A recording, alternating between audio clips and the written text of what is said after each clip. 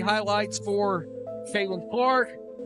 This was her against Asia Wilson, pulling up for a long three right in Asia's face. That was nice. It was. No doubt about it. Right here, I saw this. The Indiana Fever, this was in the first half. They were 8 of 11 from the field off of Caitlin Clark passes. All other field goal attempts, 6 of 19. So if Caitlin Clark's not distributing the ball, hell, this team. Coach Stephanie White stood there, arms crossed, watching the collapse unfold like a Jenga tower. No timeouts when it mattered. No energy on the bench. No fire. Where's the urgency? Where's the leadership? How many blown leads does it take before someone admits this isn't working? And that motion offense everyone keeps talking about, where is it? Because I'm not seeing motion. What I'm seeing looks more like pickup ball at the local rec center. No flare screens. No off-ball action. No creativity. Everyone's just standing around, waiting for Caitlin to go rogue and save them. That's not a system, that's wishful thinking. Now, let's talk Aaliyah Boston. She was unstoppable in the first half, 18 points, dominant, poised for a big night. Then Becky Hammon made adjustments. Switched up the coverages, shut down the easy layups, and problem solved. What did Stephanie White do to respond? Nothing. Meanwhile, Caitlin Clark was out there doing everything but sweeping the floor. Sure, Caitlin had a rough shooting night, 1 for 10 from 3, 7 of 20 overall, but look at the shots she was taking, off balance, heavily contested, forced at the buzzer. Still, she managed 19 points and 11 assists. She created for everyone, fed Boston, found Mitchell, hit Howard, but when she needed help, crickets. No one set a screen. No one cut. No one moved. They just stood there waiting for her to pull off a miracle. Why isn't Coach White running sets to get Caitlin clean looks or a rhythm shot? Why doesn't the offense flow through her instead of around her? Do they even realize who they have? And then came the night's strangest decision. Brianna Turner suddenly checks in late in a close game. Why? She hasn't been producing. And immediately, turnover, blocked shot, missed rotations. Caitlin's practically coaching her mid-play, yelling for her to get to her spot. Meanwhile, Dantas doesn't play a single minute. What was the plan here? Build Turner's confidence on national TV? Reward bad play? Whatever it was, it backfired badly. Remember all that talk in the offseason about depth? Supposedly the deepest Fever roster in years. How's that working out? 2 bench players made any kind of mark, just 2. Sophie Cunningham? Nothing. Sydney Colson?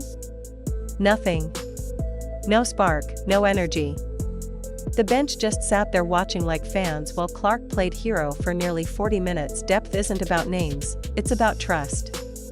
If you can't rely on anyone outside your top 3, you don't have depth. Right now, the Fever's bench is about as useful as a screen door on a submarine. Tell me honestly, who do you actually trust off that bench? Let's settle this once and for all, don't blame the refs. Yeah, Caitlin gets hacked with no calls every night. But the Fever didn't even shoot a free throw in the first half. Why? Because they never attacked. They played scared, parked at the three-point line, allergic to contact. No drives. No aggression. Just swing past swing and pray something happens. You want calls? You've got to force them, like Aya Wilson and Kelsey Plum do. They drive, they draw fouls, they make the refs blow the whistle. The Fever didn't earn that whistle because they didn't play with force. Now, let's talk about something deeper.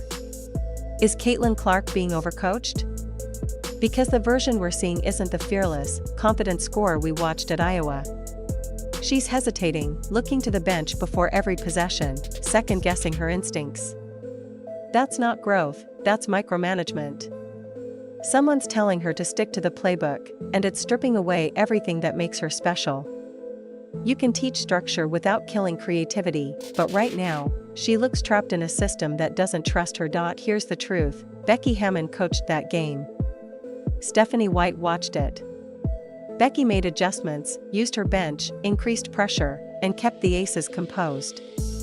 White stuck to the same tired rotations, ran the same broken sets, and waited too long to react. Even after the lead was gone, she stayed calm, too calm. That's why the Fever keep losing close games. One coach is working, the other is watching. So here we are, another blown lead, another wasted opportunity. The same coaching mistakes, the same lack of accountability. Caitlin Clark isn't just another young player, she's a generational talent. The fastest in WNBA history to reach 400 assists. A marketing powerhouse. A ratings magnet. A player who fills arenas everywhere she goes. And how's she being treated in Indiana? Like just another piece. Like someone who's expected to keep smiling, keep grinding, while everything else crumbles around her. How long is she supposed to carry this team alone, with no structure, no support, and no real help off the bench? These losses aren't just numbers in the standings. They're warning signs.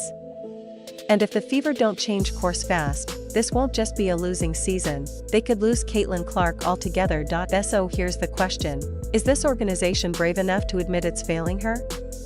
Or are they going to keep watching their star player scream for help while the house burns down around her? Leave your thoughts in the comments. Like and subscribe for more.